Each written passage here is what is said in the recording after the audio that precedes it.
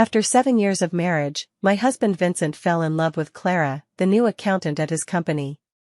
He said, meeting her made me understand what true love really is. For the sake of his so-called love, he allowed Clara to provoke my seriously ill aunt to death and locked our 4-year-old daughter in the car, leading to her suffocation. In utter despair, I drove my car into Vincent and Clara, ending our lives together. When I opened my eyes again, I found myself back 7 years earlier, at my wedding with Vincent. After the MC finished a long speech, he asked, "Mr. Vincent Pembroke, do you take Miss Evelyn Harrington to be your lawfully wedded wife, to have and to hold, from this day forward, for better, for worse, for richer, for poorer, in sickness and in health, to love and to cherish, till death do you part?"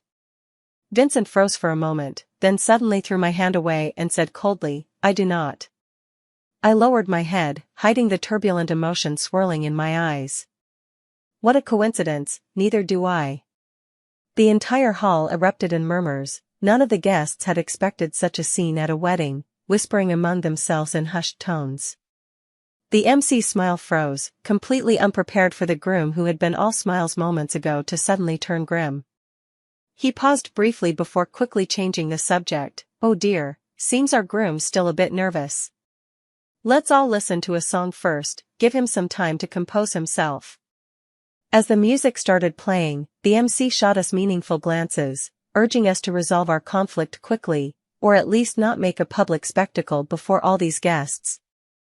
Though well-intentioned, his kindness was lost on Vincent, who snatched the microphone. "Apologies for wasting everyone's time, today's wedding is cancelled. Let me make this perfectly clear, I, Vincent, would sooner see every woman on earth perish than marry Evelyn." He looked at me with eyes full of disgust. "Evelyn, don't even dream of marrying me in this lifetime." With that, he threw down the microphone and strutted off the stage with an air of arrogance. What he forgot was that this wasn't 7 years later, and he wasn't that universally admired Vincent yet. Before he could even step off the stage, a figure rushed at him like a gust of wind and slapped him hard across the face. "Vincent, how dare you say that again? Do you think our Evelyn is easy to bully?" The woman was dressed in a flowing red gown, her makeup flawless, and the corsage on her chest marking her as a close relative of the bride.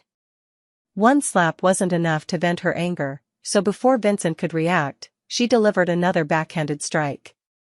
"You scumbag! You were the one begging to marry Evelyn, how quickly you've shown your true colors. And what's this about all the women in the world?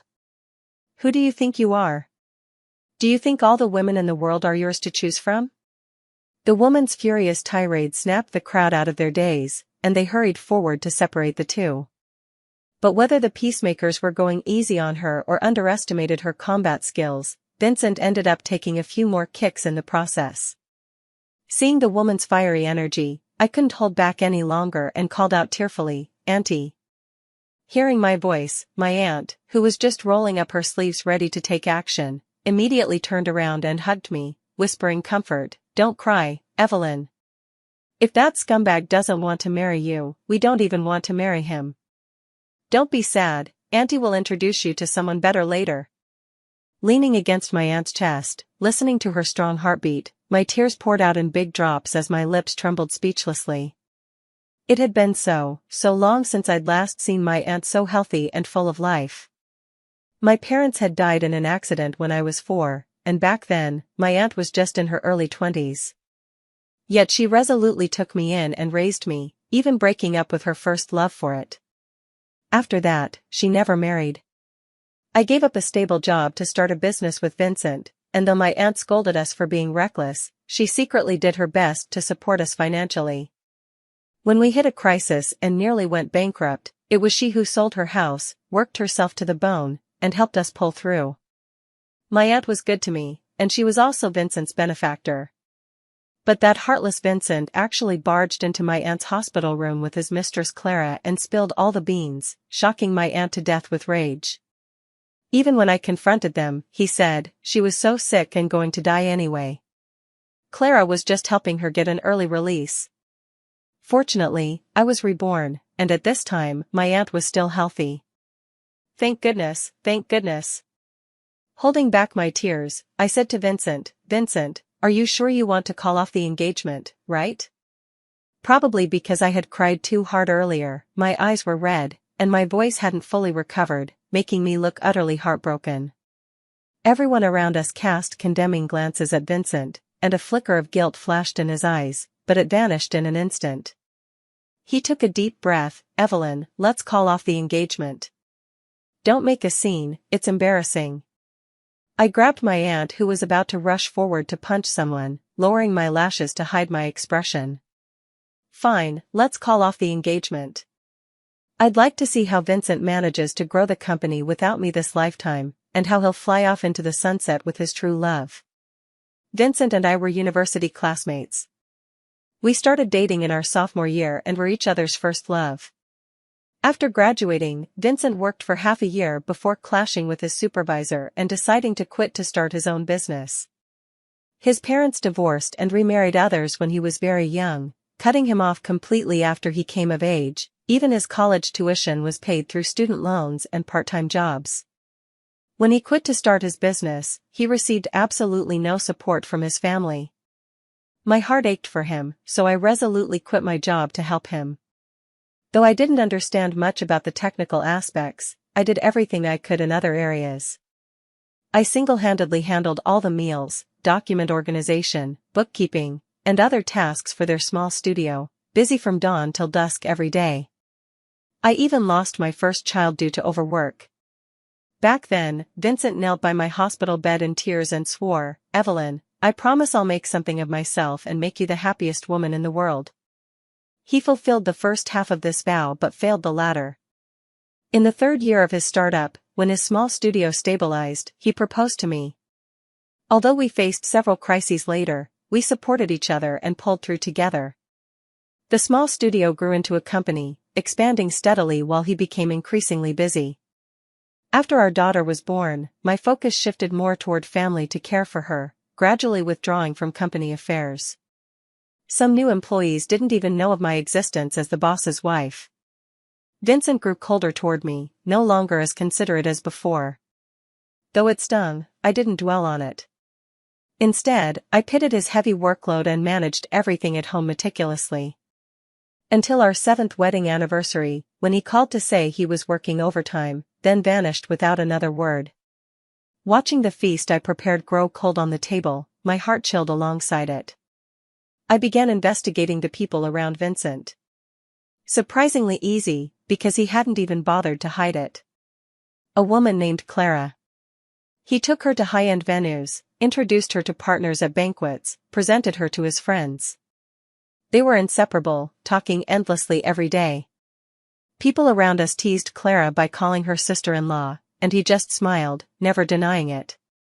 I told Vincent to be mindful of boundaries, but he kept dismissing me with phrases like "you're being petty, you don't understand," and "stop making a fuss out of nothing," his entire demeanor oozing impatience. After discovering his infidelity, I secretly began consulting a lawyer on how to protect my interests and secure custody of our daughter. I thought the worst-case scenario would be leaving with nothing but our child. Never did I imagine he could be even crueler. During a heat wave, our daughter was running a persistent low-grade fever, and I was incapacitated by severe menstrual cramps, so I had no choice but to ask Vincent to take her to the hospital. He agreed readily, only to change his destination after a single call from Clara.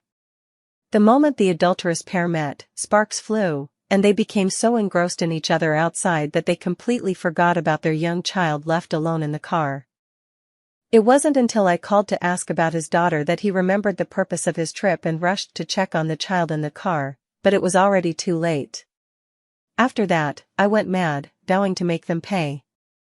Vincent initially felt some guilt, but eventually abandoned all pretense, tearing away the last shred of decency between him and Clara. I was seething with hatred, yet had to pretend everything was fine. My aunt was in the late stages of stomach cancer at the time, and I didn't want her to worry about me in her final days.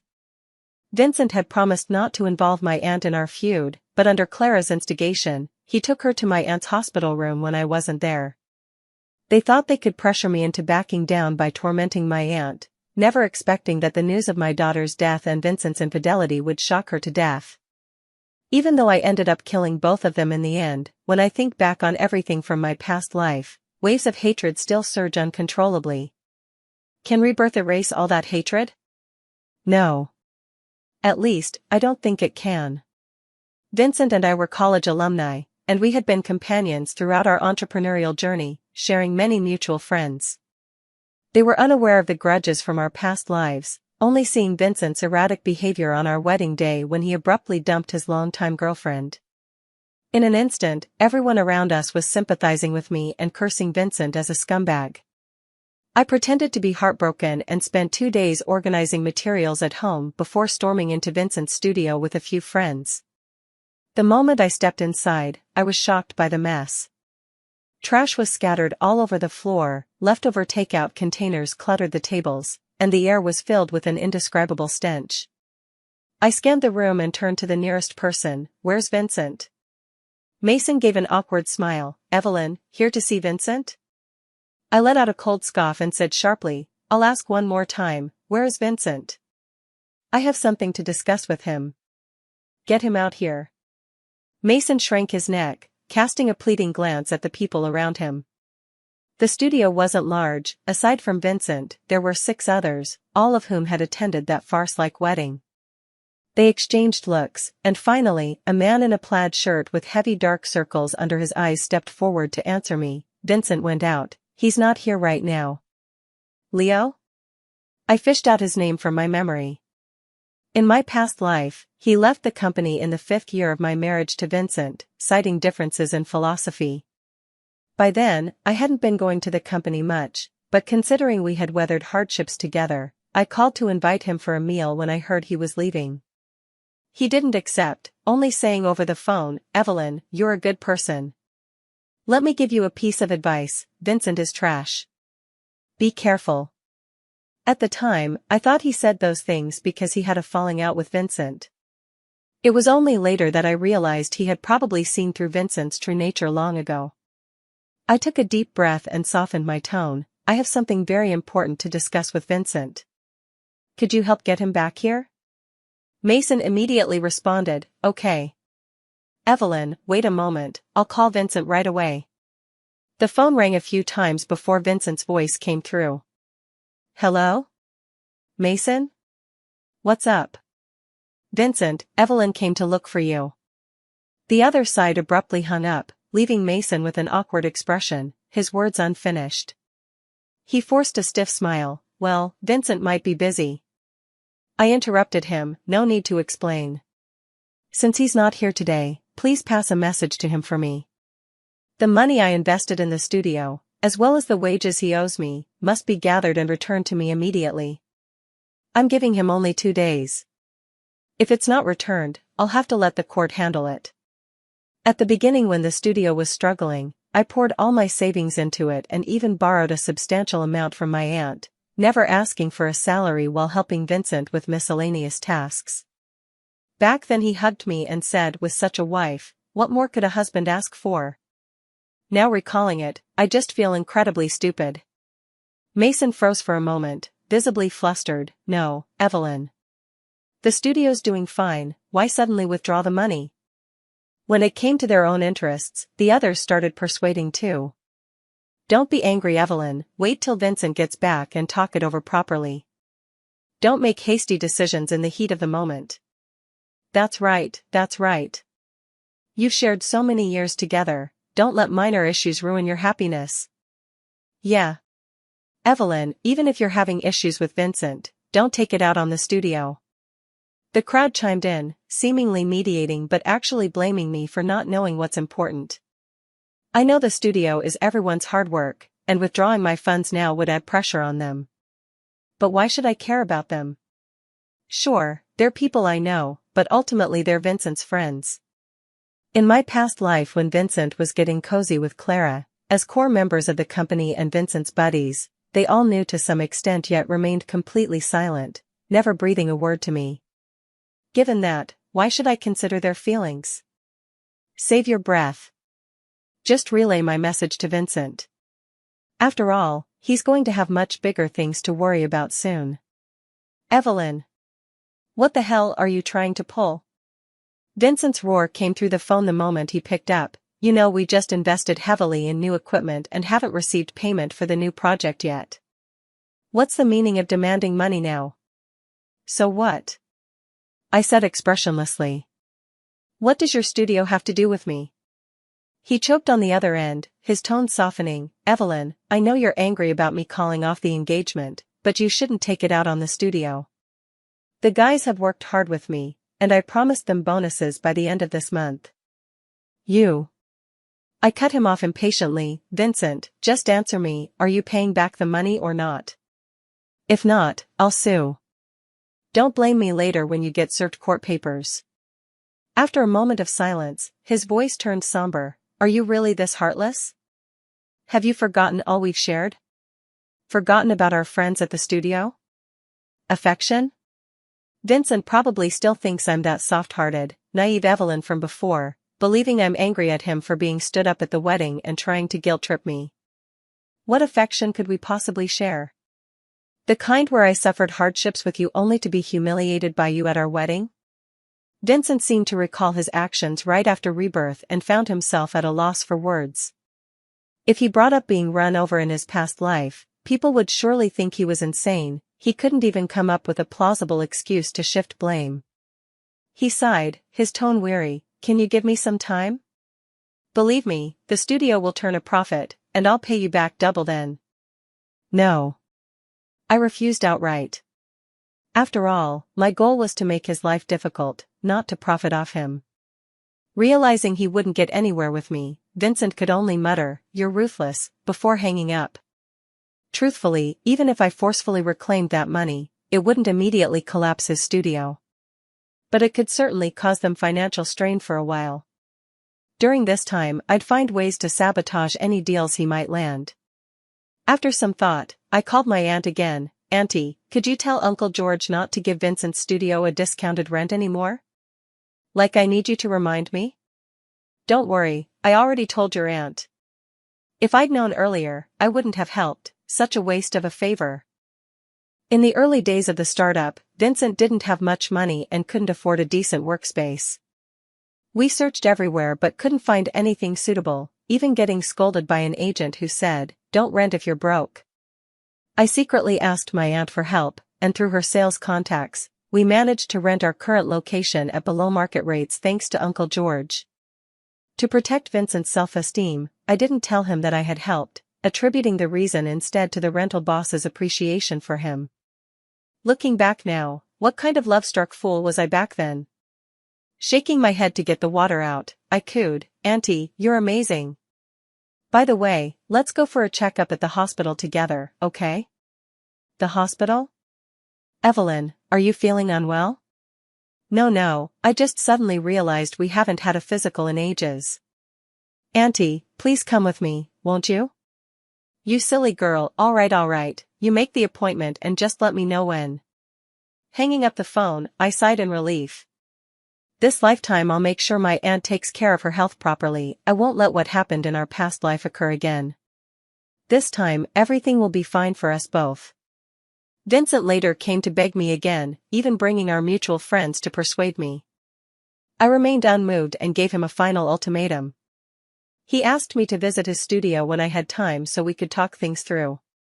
My gut told me something was off, so I had someone keep an eye on him for a few days, never expecting to uncover a major scandal. These past few days, Vincent had been frequenting a high school and behaving intimately with one of the female students. The moment I saw the photos, I immediately recognized the girl as Clara. For a second, I didn't know whether to praise Vincent for his devotion or scold him for losing his mind over lust. Clara was 8 years younger than him, still underage at this point. I hired someone to gather evidence of their close relationship and brought a few burly bodyguards with me to meet Vincent as planned. When we arrived at the studio, it was eerily quiet, the lights off and pitch black inside. "Vincent, where are you?" I cautiously stopped at the entrance and asked one of the bodyguards to go in first. The guy nodded and carefully stepped inside. Within seconds, the sound of overturned furniture and a man's scream erupted from within. "Ah! Who the hell are you? Hurry, help me!" with a snap, the light illuminated the scene before me. Vincent was pinned to the ground, his hands twisted behind his back by the bodyguard. The others in the studio gathered around, trying to pull the two apart. Seeing me, Mason's eyes lit up. "Evelyn." He took 2 steps toward me but stopped when he noticed the burly bodyguard by my side, asking weakly, Evelyn, are these people you brought?" Ignoring him, I crossed my arms and looked down at Vincent, who was still pinned to the ground, asking, "What did you call me here for?" Vincent, unable to break free, could only yield, "Evelyn, what's the meaning of this?" "That's my line, isn't it? If I had been the one walking in just now, wouldn't I be the one pinned to the ground right now?" "Evelyn, you've got it all wrong. Vincent wanted to give you a surprise." Mason quickly interjected, pointing at the cake on the nearby table and the decorations filling the room. "Vincent planned this birthday celebration to make peace with you." I signaled to the bodyguard, and Vincent immediately stood up, straightening his clothes with a bitter smile. "Sorry, Evelyn, for the misunderstanding. I just remembered today's your birthday and wanted to celebrate it with you." A faint melancholy lingered between his brows, and the sorrowful curve of his lips made him look like a pitiful man who'd been wronged. I had to admit, his acting was impressive. Clap clap clap, I applauded with genuine admiration. "Vincent, I never realized what a talented actor you are before. What a waste you're not on stage." He remained silent, while his brothers began to speak up for him. "Evelyn, isn't this a bit too much? Do you even know how much effort Vincent put into preparing this birthday party? What couple doesn't have arguments? Evelyn, after so many years with Vincent, can't you forgive him just this once?" Vincent was indeed in the wrong, but Evelyn, are you completely blameless? Vincent's been working so hard, all for your future happiness. Can't you understand him having an emotional breakdown? "Enough!" Vincent shouted, stopping them, his eyes filled with sorrow as he looked at me. "Stop it. It's my fault. I let Evelyn down." His friends were about to say more, but I raised my hand and signaled to the bodyguards beside me. Several burly men in black suits stepped forward, their overwhelming presence instantly silencing the noisy crowd. I walked to the table, yanked off the decorations pasted on it, and sneered, "You certainly have wronged me. Was your so-called thoughtful preparation these hideous, cheap decorations and a randomly bought cake? Or was it putting on that disgusting act to half-heartedly appease me?" Without waiting for Vincent's reply, I continued, "Do you think you're some kind of hero? Oh, how noble of you to endure humiliation and grovel before your utterly loathed ex-girlfriend for the sake of your studio. You're really good at eating humble pie, aren't you? TCH. Vincent's muscles tensed, the fury in his eyes threatening to overflow. "Evelyn. I can hear you just fine, no need to shout." I shot him a glance and dragged a chair to sit down. "Vincent, don't play games with me. I'll make this simple, pay me back, or we'll settle this in court. Who knows how that might affect your precious studio then." Several people in the studio glared at me with hatred in their eyes. I pointed at one of them and said, "Hey, do you have a problem with me?" The person didn't expect to be singled out and quickly averted their gaze in panic. "What right do you have to resent me? What's wrong with me taking back my own money? Or was it wrong for me to lend you money to help you through the toughest times? A bunch of ungrateful wretches." Someone couldn't hold back and shouted, "How are we ungrateful? Really? Ask yourselves, have I not treated you well these past 3 years? Food, clothing, shelter, haven't I taken care of everything for you? I've been more responsible than your own mothers. And what have you done in return? I got dumped and humiliated by your so-called good friend, that scumbag, and in the end, it's somehow my fault. Ha, your talent for twisting the truth must run in the same vein, no wonder you're friends." As I spoke, my emotions grew more intense.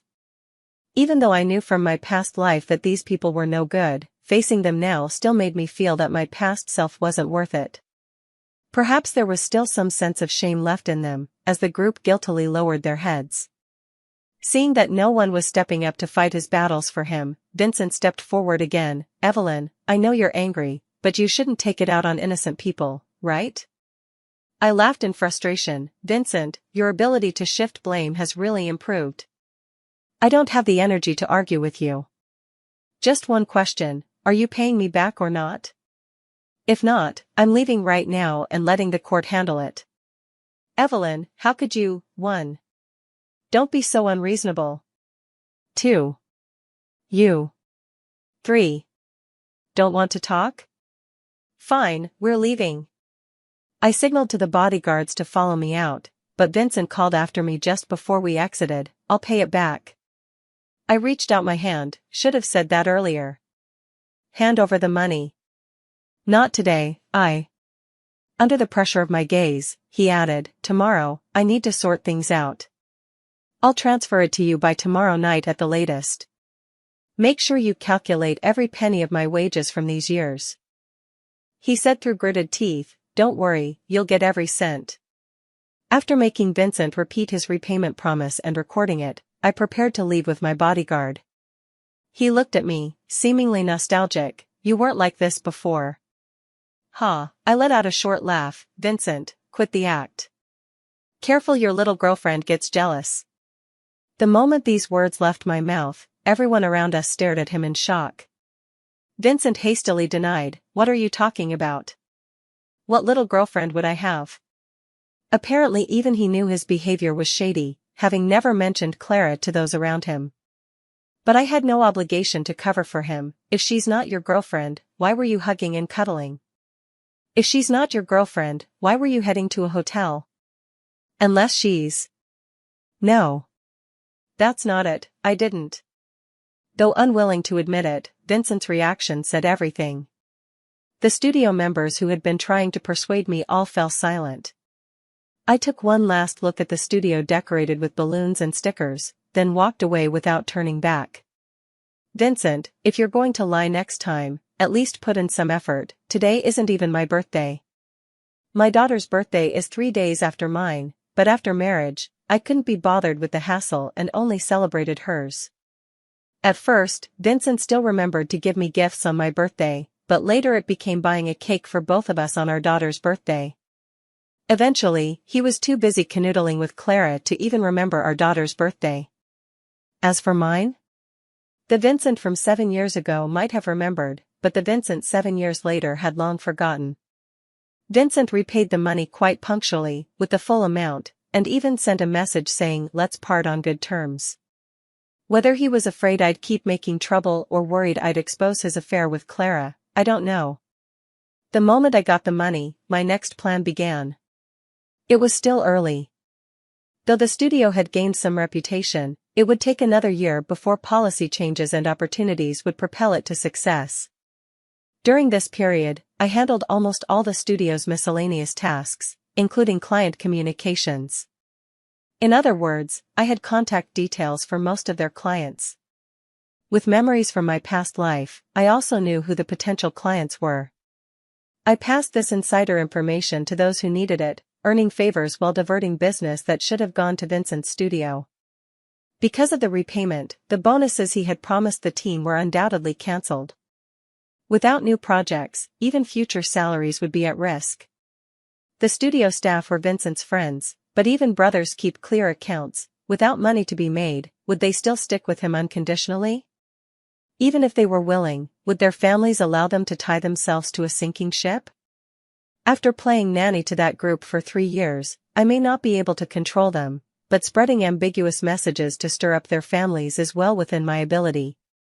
As for Vincent, after years of being the boss, could he really lower himself to negotiate business? And could he maintain a calm mindset while working alongside people who would inevitably clash with him in the future? And then there's Clara, the mess he got himself into. An adult dating an underage girl, no need for me to intervene, society will condemn him on its own. I leaked the news to Clara's family, and they did make a scene at Vincent's studio once. But in the end, Vincent managed to placate them, even to the point where they began approving of their relationship, practically treating him like a son-in-law. I don't feel the slightest bit of regret. What kind of decent family would allow their underage daughter to associate with shady adults just for money? The moment Vincent shows even the slightest sign of bankruptcy, they'll immediately turn into jackals, ready to squeeze the last bit of value from him. I have all the patience in the world, digging the pit little by little, quietly waiting for the day the entire edifice crumbles. 4 months into his rebirth, 2 people left Vincent's studio due to unpaid wages. He tried his best to persuade them to stay, but one of them said, "Vincent, it's not that I don't want to help you, but I have to think about my family too, right? If I stay here and we still can't make money, how am I supposed to pay the mortgage and car loans? My wife is already 7 months pregnant, and having a child will bring even more expenses. I can't just let them live on thin air, can I?" If you're wondering how I knew all this, I'd have to mention the other person who left. "Leo, what did you want to see me about?" Leo was still wearing that plaid shirt, his dark circles so pronounced they looked like smoky eye makeup. Clutching his coffee cup, he said awkwardly, "Evelyn, I want to apologize for what happened that day you came to the studio. I'm really sorry, I had no idea Vincent had already cheated on you. I genuinely thought he wanted to get back together." "Enough, cut the small talk," I waved my hand dismissively. "We've spent enough time on tangents. Get to the point." He lowered his head to take a sip of coffee, stealing a glance at me before murmuring in a hushed voice, "Evelyn, could you lend me some money?" "Borrow money?" I was taken aback. "Why would you come to me for a loan?" Leo lowered his head further, his knuckles turning pale from excessive force. "The studio hasn't been doing well lately, times are tough for everyone. My dad had a fall and needs surgery. I've scraped together what I can but I'm still short. Just 30,000, Evelyn, you know my skills. I'll find a new job quickly, I swear I'll pay you back as soon as I get my salary." It took me a moment to recall that something similar had happened in my past life. Except back then, I hadn't suddenly withdrawn funding or sabotaged him behind the scenes. Leo had received his bonus and salary, so the pressure wasn't nearly as crushing as it is now. At this point in time, small loan platforms hadn't taken off yet. He must be truly desperate to come to me like this. What about Vincent? Even after paying me back, he shouldn't be so broke that he doesn't have 30,000 to spare, right? After all, the people I'd asked to keep an eye on him had told me he'd sent Clara's family quite a few nice gifts recently. Leo stayed silent, but a flicker of resentment surfaced in his eyes. "I understand. That Vincent guy is petty-minded." The fact that he didn't immediately kick Leo out of the team after being reborn already shows remarkable restraint. Borrowing money is definitely out of the question. But the others don't have memories of their past lives, all they see is Vincent's cold-heartedness, unwilling to lend a helping hand to a longtime good friend. TSK, this is such a perfect opportunity to bring him down. Pretending to think it over, I replied, "Sure." His eyes lit up. But before he could express his gratitude, I continued, "I can even introduce you to a job with decent pay. The boss is nice, if you pass the interview, he might even be willing to give you an advance on your salary." The company I mentioned happened to be Vincent's biggest competitor in our past life. I had connections there after sabotaging one of Vincent's business deals. Regardless of the team members' character, their skills were solid, no doubt they'd be welcomed there. I looked at Leo with pointed meaning, "You all can give it a try." Leo understood my implication and said solemnly, "Thank you, Evelyn. I'll ask the others if they want to come with me." Leo had strong execution power. Within a week, he reported back with impressive results. He'd successfully convinced 2 more people to jump ship with him. Vincent was probably still wondering why, despite being reborn, he was doing worse than before. Though he knew many insider details, his current status as the owner of a small studio left him without the standing to access former business partners from his past life.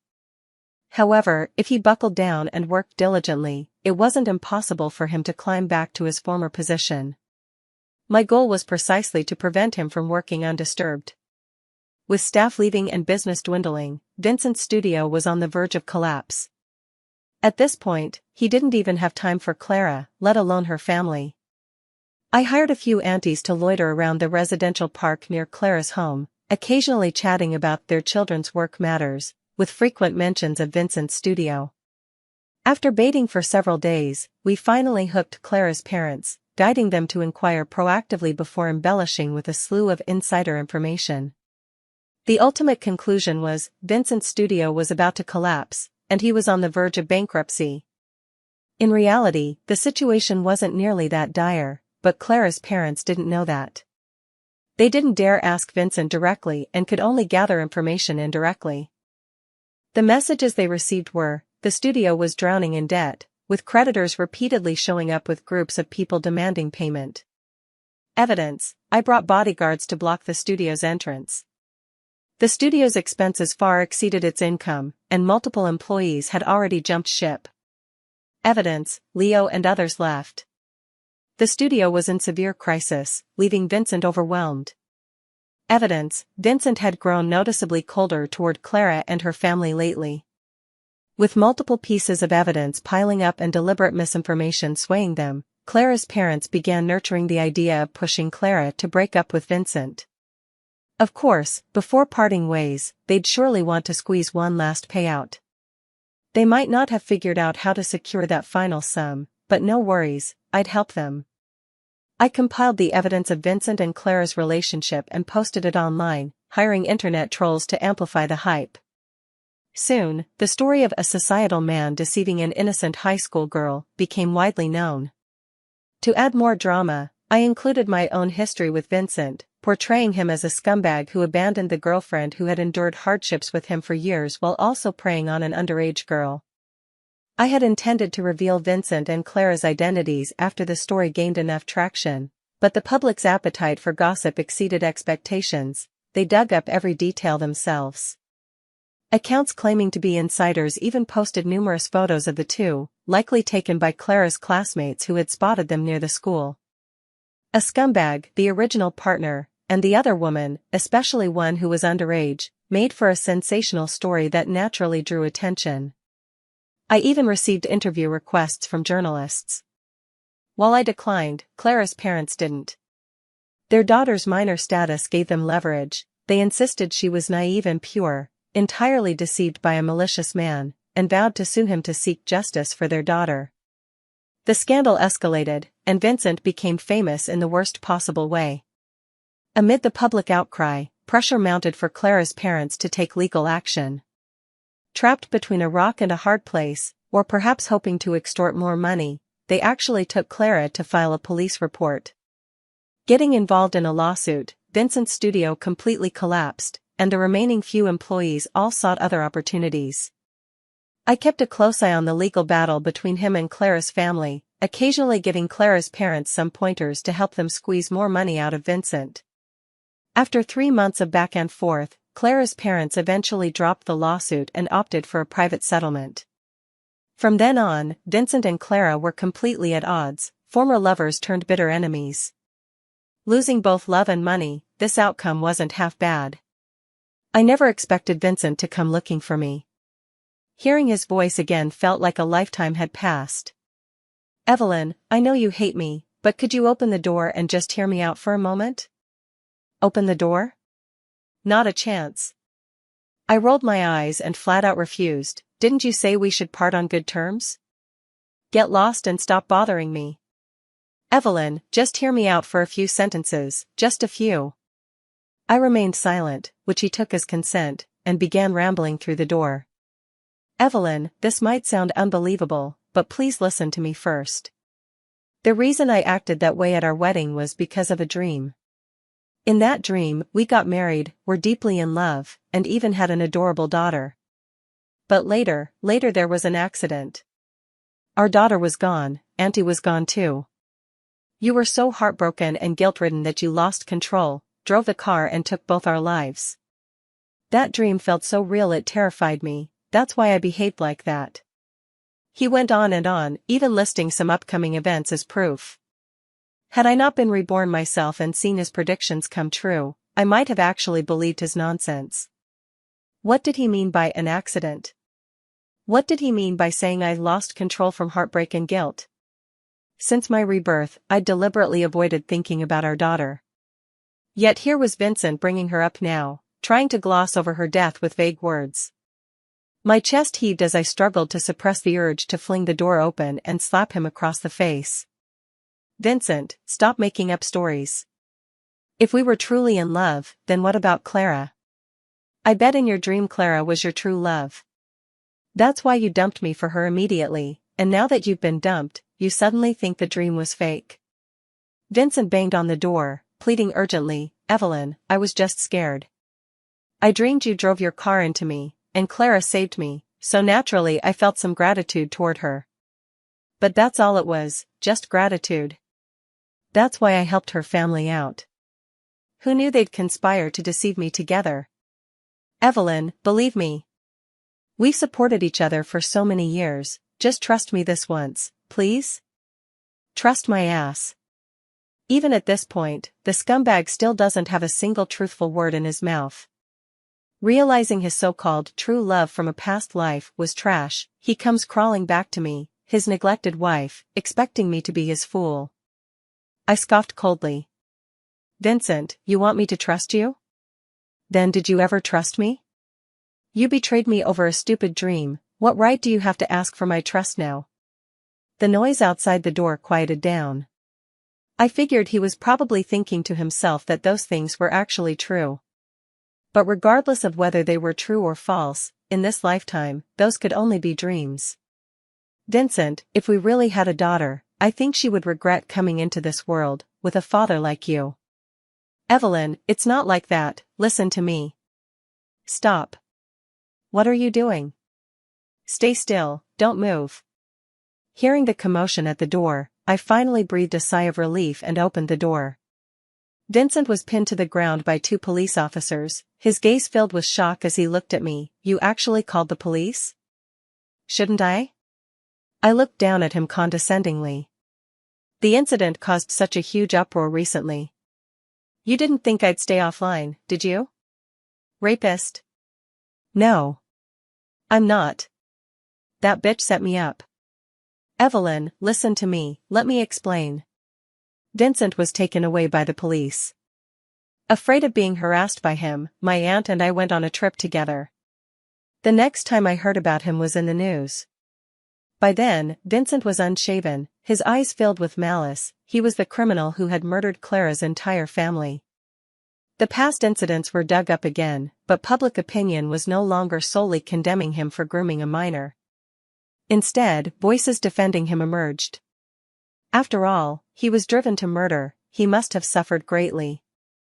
I always thought Clara and her family were scheming against him. Poor guy. I casually flipped through the pages before closing the browser. I never imagined Vincent would kill Clara's entire family, but in a way, his actions did vent some of my pent-up anger for me. At this point, everyone who had wronged me had been punished, and I was ready to start a new life. Everything was going to be all right.